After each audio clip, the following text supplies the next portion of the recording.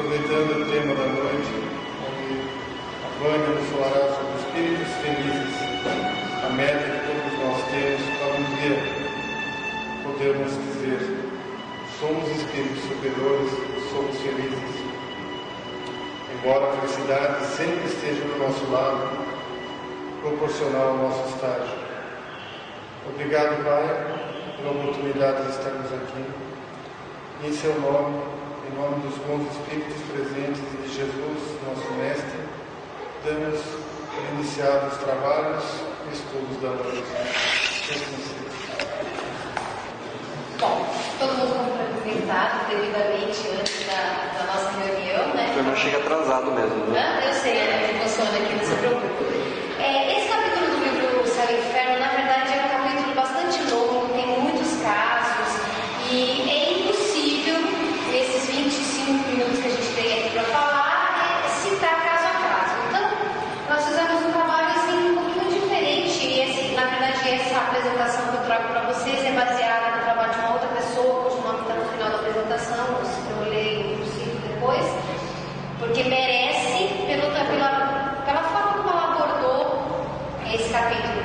Então ele começa, primeiro de tudo, mencionando um trechinho da introdução do Livro dos Espíritos, onde se diz que o fenômeno da morte é entendido sob várias formas, dependendo da crença, da certeza ou da desgraça de cada um. Então, conforme a gente pensa que vai ser a nossa vida futura, ou como é o valor da nossa vida presente, é que nós vamos entender o que é o futuro, né? Então, o materialista, o espiritualista, o espírita, eles têm concepções muito diferentes sobre a vida e sobre a morte. Se nós formos falar dos materialistas, nos materialistas eles pensam o seguinte: a morte acabou com tudo. Então, todos os valores, todas as importâncias, tudo que a gente tem, ele se foca no tempo presente. Já os espiritualistas, eles acreditam que alguma coisa sobrevive após a morte. Mas por aí a gente vai ficar, porque cada espiritualista tem algum tipo de concepção. Agora, para os espíritas, morrer é prosseguir vivendo em outra dimensão, como todos nós sabemos. Nós mantemos a nossa individualidade, os nossos sentimentos, as nossas saudades.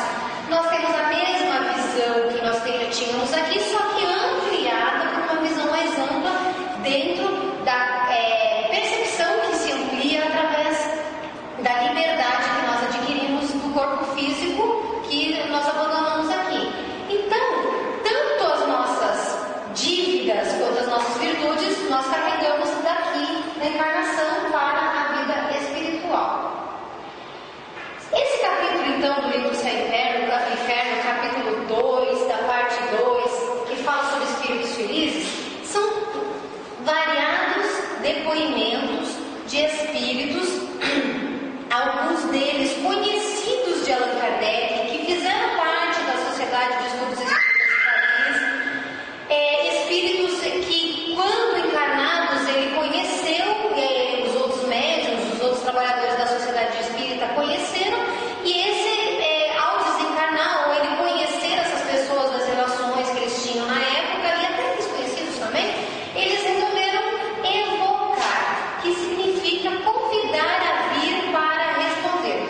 No caso nosso, é bom frisar que os espíritas, eles não ficam evocando nem invocando espíritos normalmente, e essa até é uma das grandes críticas que outras religiões, por desconhecerem, fazem ao espiritismo, porque a gente fica chamando os espíritos para vir conhecer. Não, vocês que trabalham aqui nessa casa, que tem um mediúnico muito forte, sabem que os espíritos se manifestam porque eles querem. E nós somos o quê?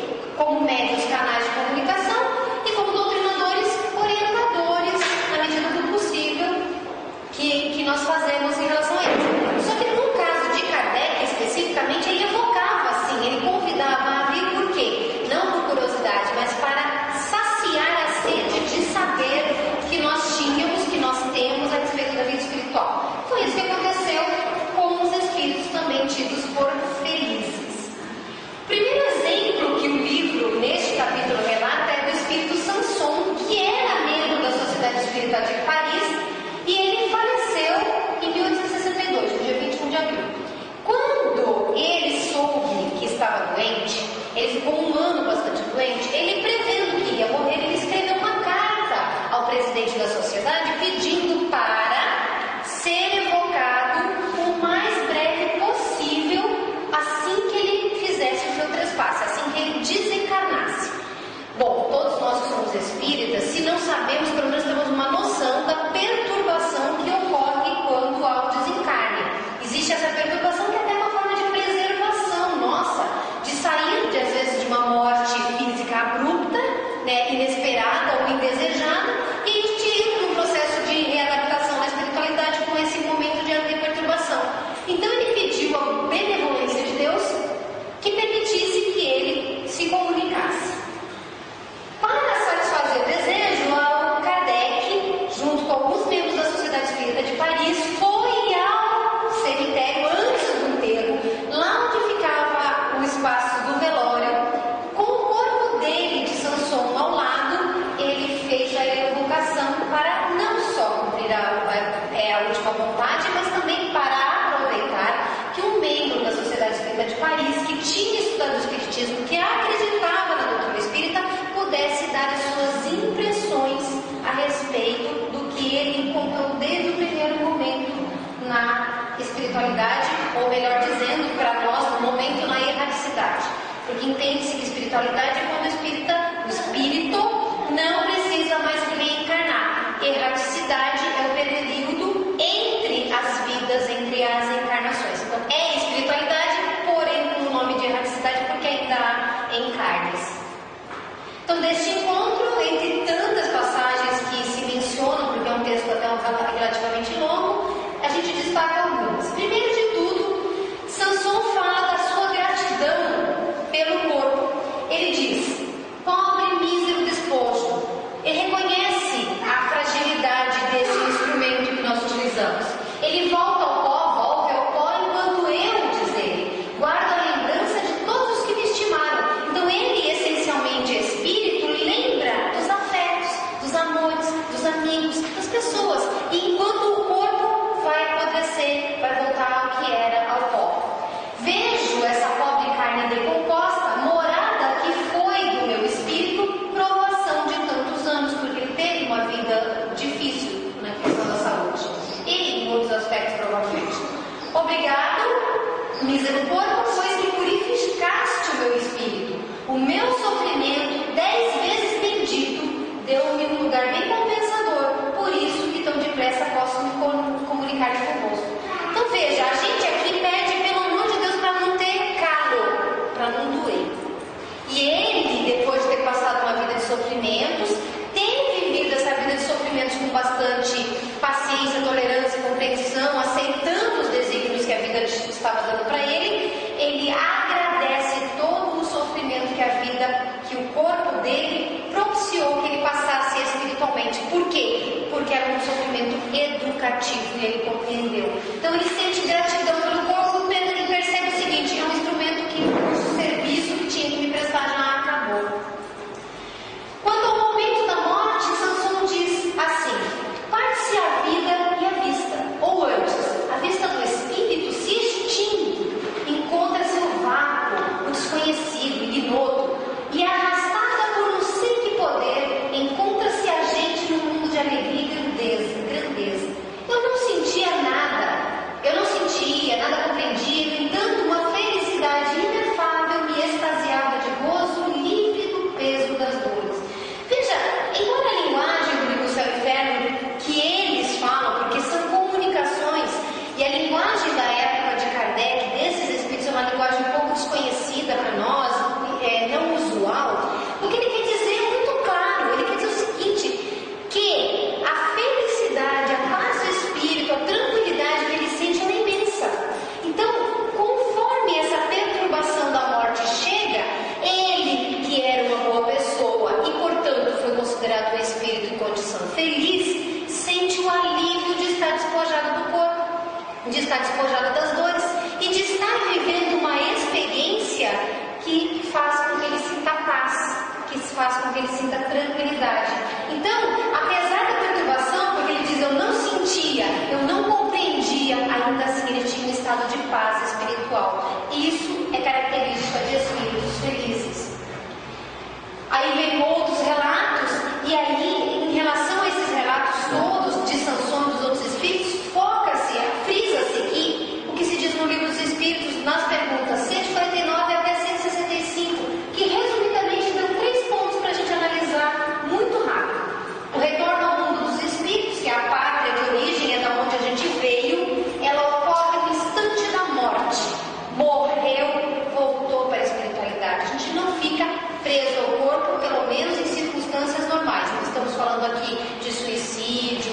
do apego excessivo que algumas pessoas têm à matéria. Estamos falando que o ato de morrer, ele é objetivo.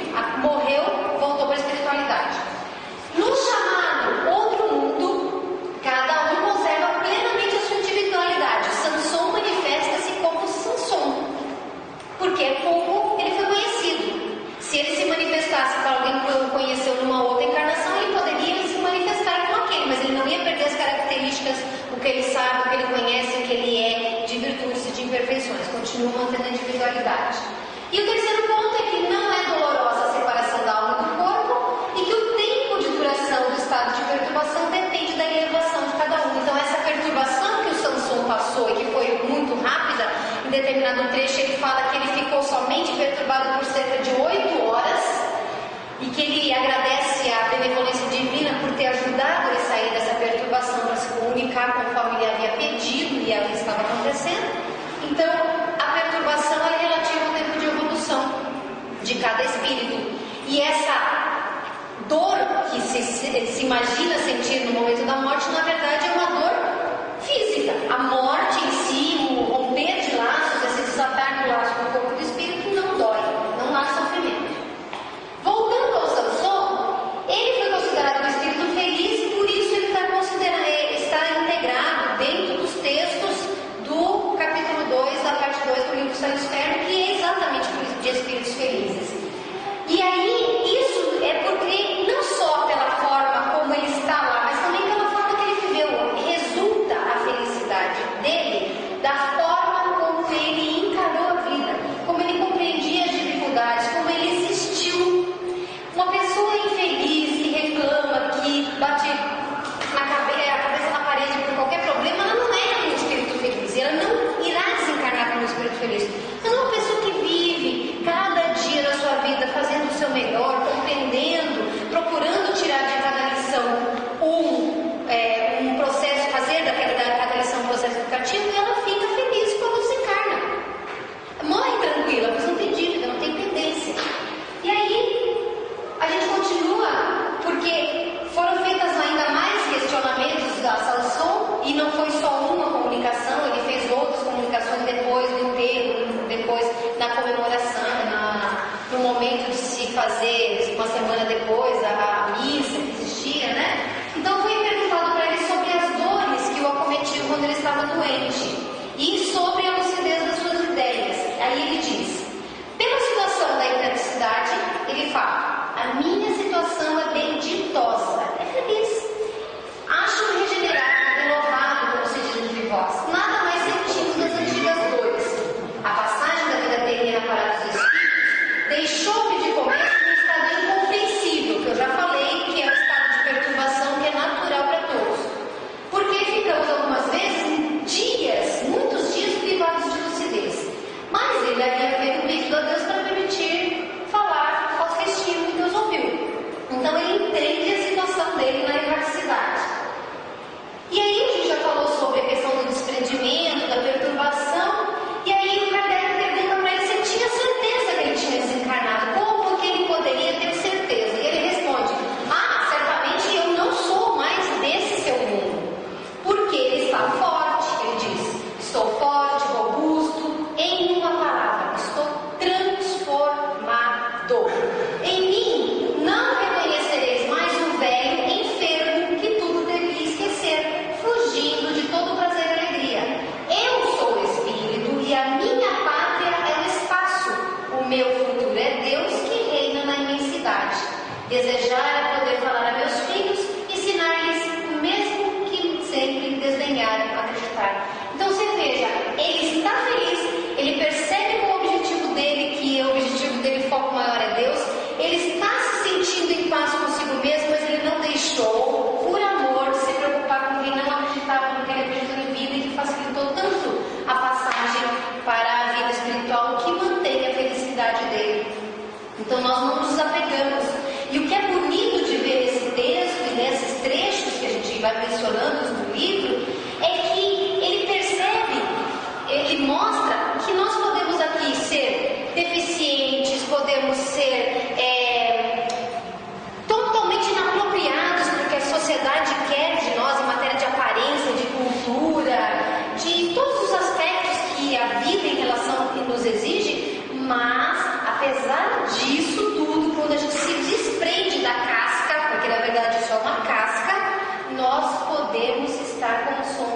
efetivamente espíritos na condição moral, na condição evolutiva que nós temos, nós nos apresentaremos. Então, quanto mais felizes, melhores nós vamos nos mostrar, porque nós estamos nos sentindo. Aí eu já mencionei que existem outros casos desse livro. A gente encerra com Samson e cita um pouquinho do Jobá, que é um outro caso também de pessoa que trabalhava na Sociedade Espírita de Paris, que estudava lá com Kardec.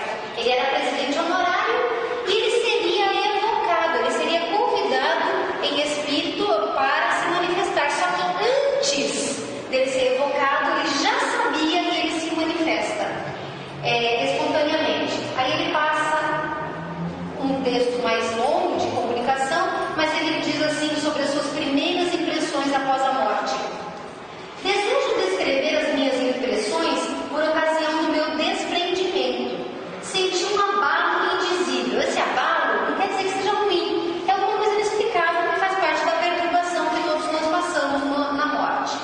Lembrei-me instantaneamente da minha juventude, comigo com uma palavra lá, do meu passado, da minha juventude, da minha velhice. Toda a minha vida se retratou nitidamente na memória. Eu senti apenas um piedoso desejo de me achar em infinitas regiões reveladas pela nossa crença espírita. Depois, o tumulto passou, eu estava ali e meu corpo jazia inerte. Vale a pena relembrar essa questão da revisão da própria vida que ele menciona aqui. Veja que não é só o espírito infeliz que vê a própria vida, os espíritos felizes também veem. Por que a gente vê a vida passar no máximo de segundo ao desencarnar? Existe uma passagem bíblica que é muito usada para dizer que a reencarnação não existe e que na verdade ela explica exatamente isso que acontece aqui. Essa passagem diz mais ou menos assim: porque só se morre uma vez e após a morte vem o julgamento. Não são exatamente essas palavras, eu também não me lembro em que trecho está, mas existe essa passagem que diz que só se morre uma vez e em seguida vem o julgamento.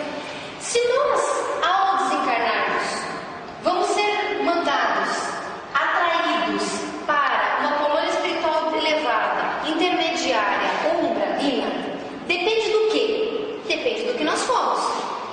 Se nós vamos ser julgados, nós não vamos ser julgados por ninguém senão nós mesmos, a própria consciência. Quando nós chegamos lá e vamos ser atraídos, por exemplo, para uma região negativa, umbralina, vamos dizer assim, nós vamos dizer assim: eu não mereço. Só que se ao desencarnar nós vivenciamos num último segundo toda a nossa vida, a gente diz: eu cometi tal erro, eu cometi tal erro, eu cometi tal erro. E aí quando a gente vai parar lá, a gente diz: eu me julguei. Foi a minha consciência que acusou que eu não mereço estar em um lugar diferente. Então, morre-se sim só uma vez, porque cada corpo morre uma vez. A gente nunca reencarna no mesmo. E após cada morte, existe sim um julgamento, que é o julgamento da própria consciência. Então, o Jobá confirma o julgamento. Confirma o julgamento, porque ele diz que viu toda a sua vida. Aí ele continua dizendo: meus caros amigos, que prazer se experimenta sem o peso do corpo. Quanta alegria ao abranger o espaço. Não julgueis, no entanto, que eu me tenha tornado repentinamente um eleito do Senhor. Não, eu estou entre os espíritos e, tendo aprendido pouco, ainda tenho que aprender mais. O que ele quer dizer com isso? Que a morte não transforma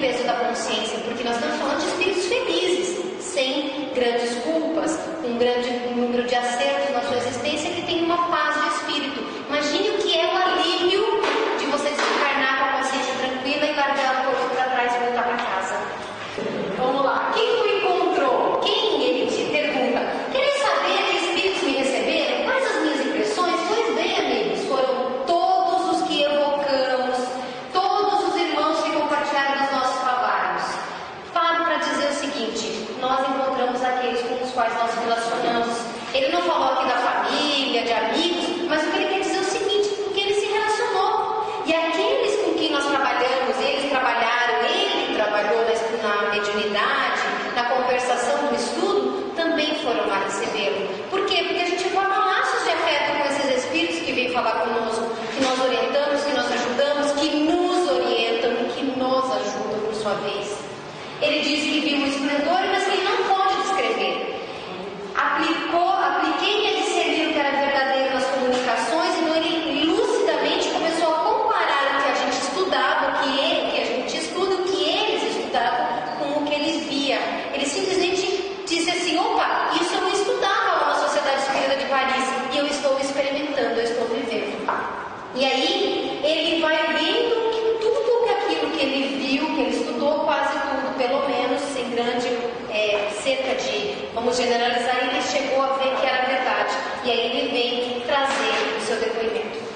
Existem muitos outros casos, não vou citar outros casos, mas é importante a gente notar que, embora tenha facilitado o desencarne, tenha facilitado a adaptação imediata, muito rápida, na erraticidade, na vida espiritual, do Jobar e do Sanson, porque eles vivenciaram a realidade espírita, para nós, se formos espertos, será mais fácil desencarnar, porque nós temos uma noção do que acontece. Então, para eles, essa religiosidade, a adaptação à doutrina espírita que eles fizeram em vida facilitou, mas o que os torna seres espiritualmente felizes foi o comportamento deles. Não foi nada mais do que a atitude toda a vida e de atitudes que eles tiveram durante a existência carnal. Esse é o diferencial. Qualquer pessoa que, mesmo que não creia na vida espiritual, que não creia em nada, mas seja bom, digno, justo, honesto, uma pessoa moral, ela vai encontrar do outro lado o que de melhor ela merecer. Embora, ressalvada, a dificuldade de entender ser desencarnada, porque ela não acredita em nada. Então, para ela é mais difícil entender, poxa, como é que eu morri se eu estou vivo? Se eu me sinto vivo? E para fechar, nós falamos desse trecho de Humberto Roth, que diz nesse livro A Síntese, o mestre, os seguintes questionamentos. Se for boa a tua vida, como quer que será má a tua morte? Não sabes que a morte é o corolário da vida?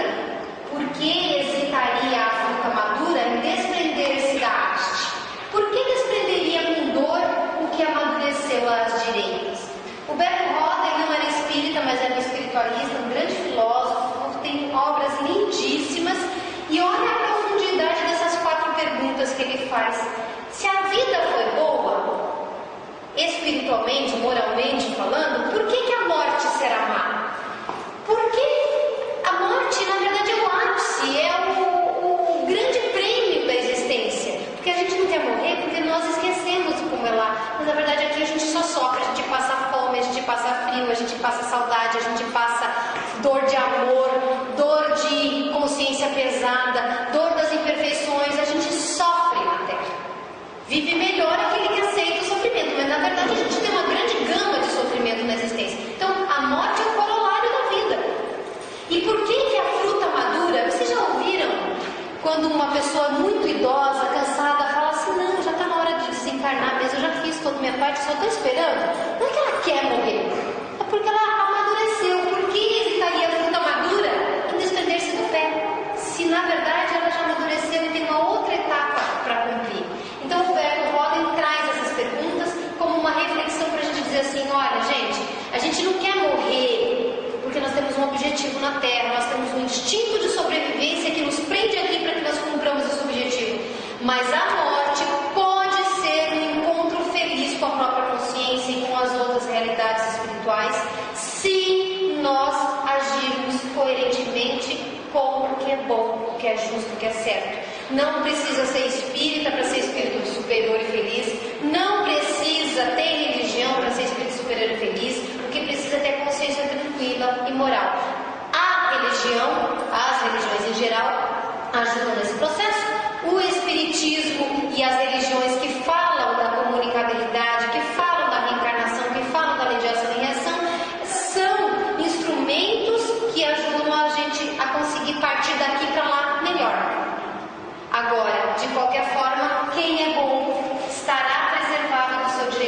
necessidade por merecer. Esses são outros nomes de espíritos que se manifestam dentro desse capítulo: Samuel Felipe, Dr. Bebeu, Condessa Paula, Dr. Vinhal, Leonardo Dom, Maurício Contran e assim outros, que na verdade são nomes só para estimular vocês a irem lá no livro Céu e Inferno, parte 2, para ir ler, porque é bom ler. Não é bom ler só os espíritos sofredores, não, porque a gente também tem que ter vocação para o espírito feliz.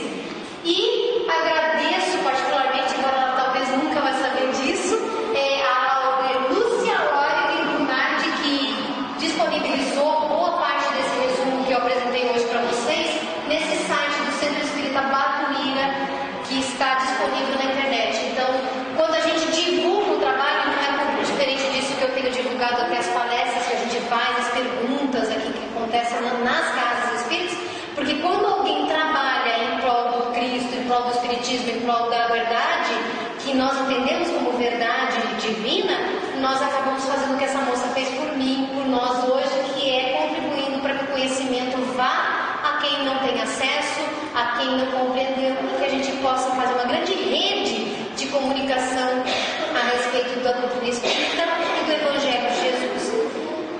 Falei bastante, falei rápido, deixei um monte de coisa boa para trás, mas imagino que tenha dado para dar uma ideia. Tem algum comentário mais, alguma dúvida, alguma piada, Paulo? Acabei com ele. Eu ia comentar que esses depoimentos aí, estudos que nós fizemos aqui, são depoimentos assim maravilhosos. Teve noites que a gente estava aqui estudando, a gente até se emocionou em alguns deles, né? Não só dos espíritos felizes, mas de todos os outros espíritos também. É muito interessante. São descrições muito minuciosas, né? Isso que é importante, porque a pessoa que não tem ideia do que acontece, só tem uma ressalva que eu faço, que é uma coisa muito interessante. Quando Kardec codificou as obras básicas, não se fala em momento algum em colônia espiritual. E aí, eu não sei se vocês têm a mesma sensação ao ler os vários textos, né, de descrições que se fala aqui, que a gente tem a sensação que a gente fica flutuando no espaço, né? Mas veja que eles falam de sensação, mas de maravilhas, ele fala de encontro com pessoas. A gente não fica voando perdido no espaço. Que não podia entrar no mérito da questão à época, porque seria uma gama de informações bastante grande, que iria muito contra o que era tudo que era conhecido. Então, uma coisa a cada tempo, uma coisa a cada momento. Então, é importante a gente verificar que o fato de não se mencionar colônias espirituais e um chão sólido para pisar dentro desses textos, não significa que ele não tinha pousada, que ele não tem encontro, que ele não tem local de reunião. Basicamente, é essa uma peculiaridade que eu acho que é interessante ressaltar. Ok? Outra coisa, domingo passado você falou que você sonhou que você desencarnou. Se isso acontecer, a gente pode evocar aqui? Pode evocar. São todos testemunhos, mas eu tenho a impressão que vocês vão ter que esperar uns 50 anos, porque a minha perturbação vai ser grande. Mas espero que não. Estou trabalhando com uma perturbação um pouquinho menor, quem sabe 50% menos. Mas se eu desencarnar, é que eu sonhei, eu contei lá no João Batista semana passada, e o Paulo estava lá, eu contei que eu sonhei que... Como é que foi meu sonho? Eu até esqueci. Você sonhou que estava conversando com a sua avó. Ah, não. Eu sonhei que estava desfazendo gaveta e que eu fui encontrar com a minha avó desencarnada, que eu ia morar com ela. O que vocês acham que eu tinha que pensar? Que eu ia morrer, né? Eu já fui despedindo para todo mundo, porque se for de verdade, eu já despedi. Se for mentira, dizem que contar atrapalha, né? Eu tô fazendo muita coisa pra mim. Eu já contei para todo mundo já. Mas pode evocar, viu, Paulo? Pessoal, mas não faz piada, senão eu vou rir, vai atrapalhar. Gente, mais alguma coisinha para saber? Posso encerrar? Sim. Tá? Então, só para a gente fechar aqui com um clima de alegria, de felicidade, de paz de espírito, que a gente possa se imaginar espírito feliz. Que a gente possa imaginar que venceu a encarnação, que nós deixamos todas as nossas imperfeições para lá, para trás, fomos embora tranquilos, com saudade de quem ficou, mas felizes por encontrar as pessoas que estão nos aguardando. Vamos idealizar o nosso futuro. A gente tem que parar de pensar que é sofredor, que é imperfeito, que o que nos espera é um umbral. Nós temos que esperar que o que nos espera é Cristo de braços abertos, porque nós vamos fazer por merecer isso. Vamos idealizar a nossa vida futura com espíritos felizes.